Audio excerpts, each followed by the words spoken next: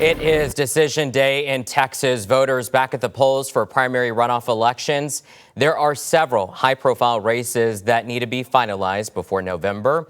For in-depth analysis tonight, let's bring in John Taylor. He's the chair of political science and geography and political science professor over at UT San Antonio. John, as always, thank you for your time and good to see you. Thank you, Henry. All right, of course, we got to start off with the big one that you and I were talking about literally a week ago today. It's the one that has so many people watching, not only here in Texas, but across the nation. You also think about the amount of money going into the Republican Senate primary. You've got incumbent Senator John Cornyn, Texas Attorney General Ken Paxton. All right, so who's got the momentum going into tonight? One thing Ken Paxton does, just because of Donald Trump and his endorsement last week, although John Cornyn's got a lot more money than Ken Paxton, has definitely been advertising a bit more in the last week or two.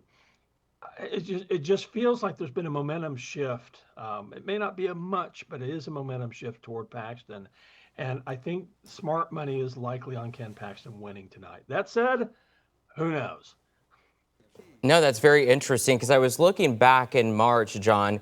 Of course, they had split some of the votes with other candidates then, but it was only 26,000 that separated the two with Cornyn in the lead. I mean, this is going to be close, no doubt. It should be relatively close. Let's also not forget that Wesley Hunt, who was the third person in the race, has endorsed Ken Paxton. So again, we assume, again, for an incumbent, John Cornyn hit about 44% of the vote. That may very well be his threshold. Ken Paxton could end up winning this by not, I wouldn't say double digits, but could end up winning this by 6-8 points tonight. Maybe, maybe not. Could also be like Spurs Thunder and be really close. That's very true. All right, let's move over to Texas House District 35 because this one in the last few weeks has gotten interesting, to say the least, especially on the Democratic side, which is where I want to start. So you've got Marin Galindo going up against Johnny Garcia for the Dems, also Republicans heading to the polls on their side as well. But let's start on the Dem side. Who do you got on this one?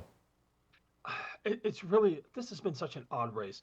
Galindo somehow led winning the, no, I wouldn't say winning the primary. She led in the primary and made it to the runoff versus Johnny Garcia. And momentum seemed to be kind of sort of just a little bit maybe toward her, maybe not so much. And then in the last couple of weeks, we've had all this stuff come out that has just been, to one of a better term, has basically torpedoed her campaign. Her attacks on essentially Israel, on Zionists, equating Hollywood Zionists to all sorts of scurrilous activity, claiming San Antonio was a hub for this sort of stuff, talking about concentration camps for these people, just wild, off-the-wall accusations.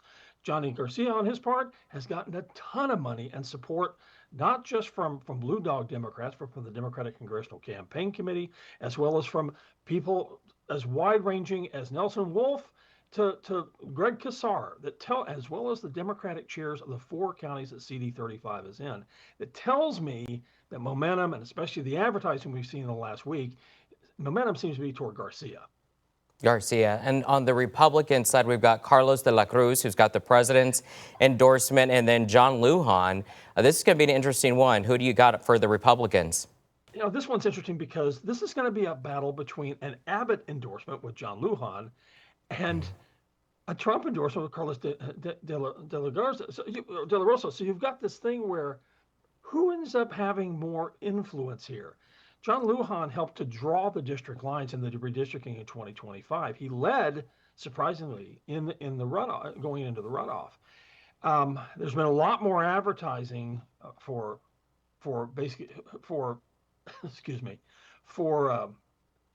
De La Cruz. He's had tons of extra money. He's had all sorts of advertisements on. I've not seen much of anything for Lujan. You would think that De La Cruz would win.